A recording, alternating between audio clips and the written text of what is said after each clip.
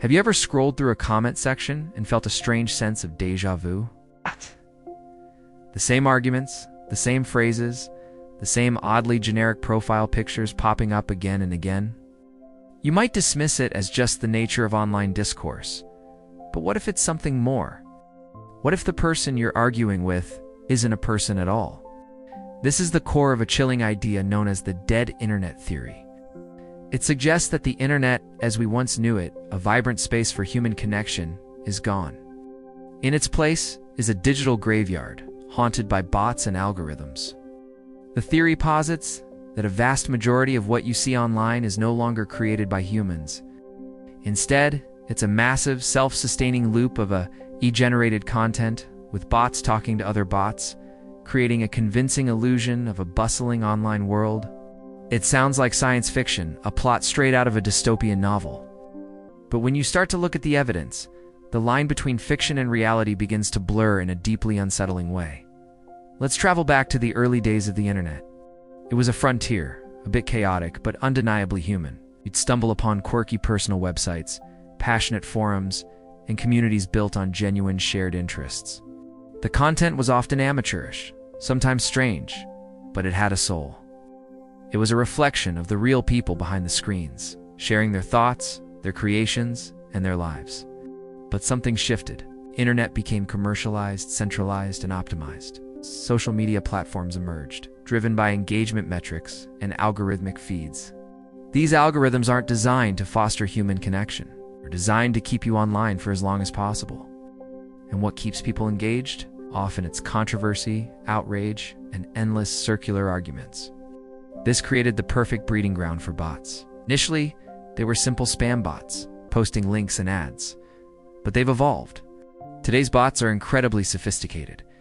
They can mimic human conversation, adopt political stances, and post content that is almost indistinguishable from something a real person would share. Think about it. How many times have you seen a comment that seems just a little too perfect, a little too generic? A reply that doesn't quite address the nuances of the conversation, but instead repeats a common talking point.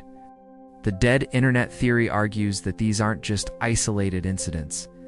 They are symptoms of a systemic takeover, a silent coup that has replaced authentic human interaction with a synthetic substitute.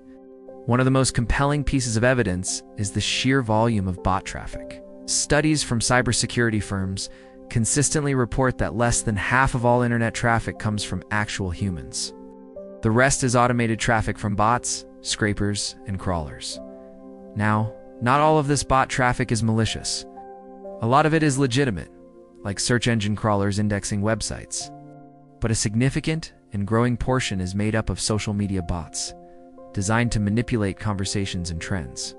These bots can be deployed in massive networks, known as botnets, to artificially inflate the popularity of a post, a product, or an idea. They can make a fringe opinion seem like a mainstream belief, simply by overwhelming the conversation. This is where the theory gets really dark. If bots can manufacture consensus, how can we trust anything we see online? How can we know if a trend is organic, or if it's the result of a coordinated bot campaign? Another pillar of the theory is the explosion of AI-generated content. We are living in an era where artificial intelligence can write articles, create images, and even compose music with startling proficiency. Every day, vast amounts of AI-generated text are flooding the internet. Blog posts, news articles, product reviews, and social media comments are being churned out by algorithms at a scale no human could ever match. This content is designed to be just good enough. It's often bland, repetitive, and lacks a genuine human spark. But it's grammatically correct and coherent enough to pass a quick glance. This is the slop of the internet, as some have called it. Low-quality, mass-produced content created not to inform or entertain, but simply to fill space, capture keywords, and generate ad revenue. The result is a digital landscape that feels increasingly hollow and synthetic.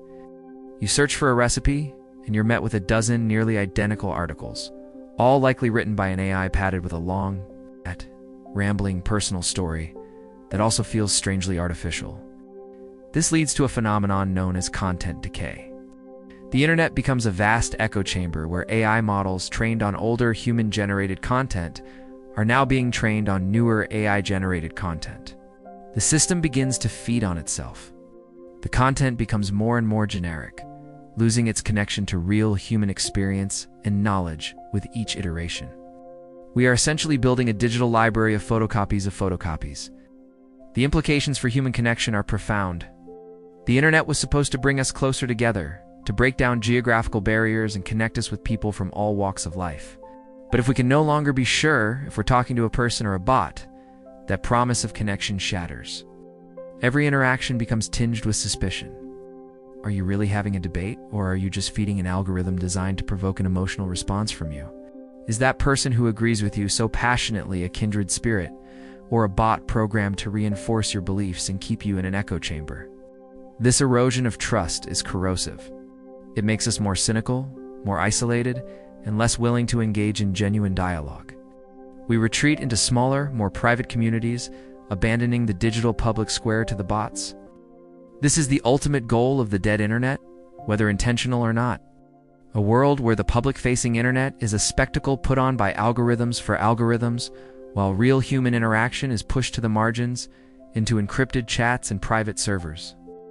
Imagine a future where you can't trust any product review, any news story, or any political movement you see online.